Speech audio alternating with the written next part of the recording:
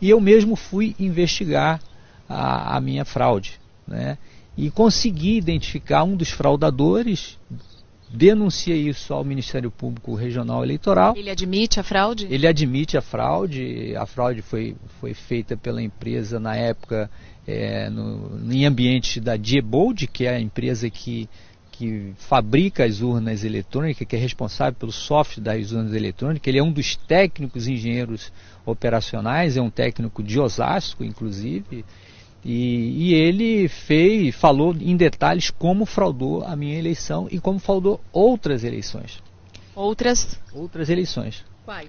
Eleições, ele colaborou a fraudar de governador, da própria última eleição da presidente Dilma, contra o senador Aécio Neves. O senhor está dizendo que um técnico que trabalha com as urnas eletrônicas disse que houve fraude favorecendo a ex-presidente Dilma? A ex-presidente Dilma Rousseff, ele fraudou, ele prova tecnicamente como foi feita a fraude, ele materializa como foi feita a fraude. Por que isso não se transformou num grande escândalo e anulação das eleições? Mariana, eu até tentei articular com o Ministério Público Eleitoral, dentro da minha diretoria de combate ao crime organizado, com um colega que era chefe da divisão que investiga crimes eleitorais, em Brasília, a fazer uma operação de inteligência nas eleições municipais que iam acontecer, né, no próximo ano seguinte, de 2016.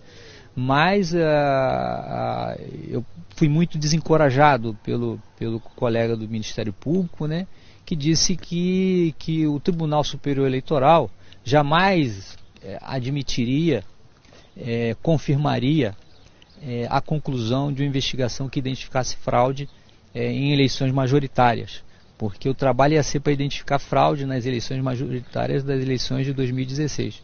Então, isso não foi... E também para as próximas eleições presidenciais. Nós já tínhamos uma estrutura de inteligência totalmente pronta para entrar em ação. Nós íamos ter técnicos dentro dessa estrutura para poder identificar e prender em flagrante os fraudadores. Evidentemente que se ia ter um pequeno abalo no sistema eleitoral brasileiro, mas isso ia servir muito bem para a democracia brasileira. A exemplo do que ocorre aqui na Suíça, que aqui vigora uma democracia direta, é controlado pelos seus eleitores. Então nós eleitores iríamos controlar as eleições no Brasil. O senhor um dia vai voltar a acreditar no Brasil, a acreditar nas instituições? Eu volto a acreditar nas instituições se a Operação Lava Jato ela for concluída punindo todos os culpados, todos que causaram prejuízo ao país, não de forma seletiva, não de forma que venha deixar de lado uma estrutura para privilegiar outra, não. A lei tem que valer para todos e se recomporem as injustiças que cometeram contra mim e contra a minha família. Aí eu volto a acreditar no meu país. E se um dia a reforma política for aprovada. Com votação em lista do jeito que está?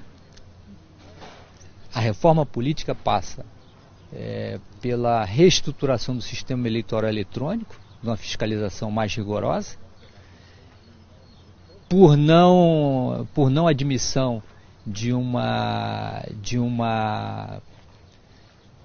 eleição com lista fechada, que é uma estrutura antidemocrática no Brasil de hoje. Politicamente nós não estamos amadurecidos para ter esse tipo de reforma, de contemplar caciques políticos em lista fechada, e de que essa votação eletrônica seja mais transparente. Ou seja, eu, eleitor, eu tenho que ter a ciência de que meu voto foi contabilizado. A partir do momento em que eu, eleitor, eu digo, meu voto não está contabilizado eletronicamente, eu não tenho direito de fazer uma conferência, uma recontagem, aí fica difícil. Você é um Dom Quixote. Já te falaram isso?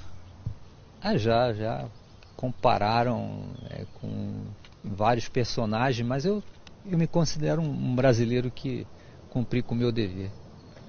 Obrigada, Protógenes, por nos receber na Suíça e por essa entrevista.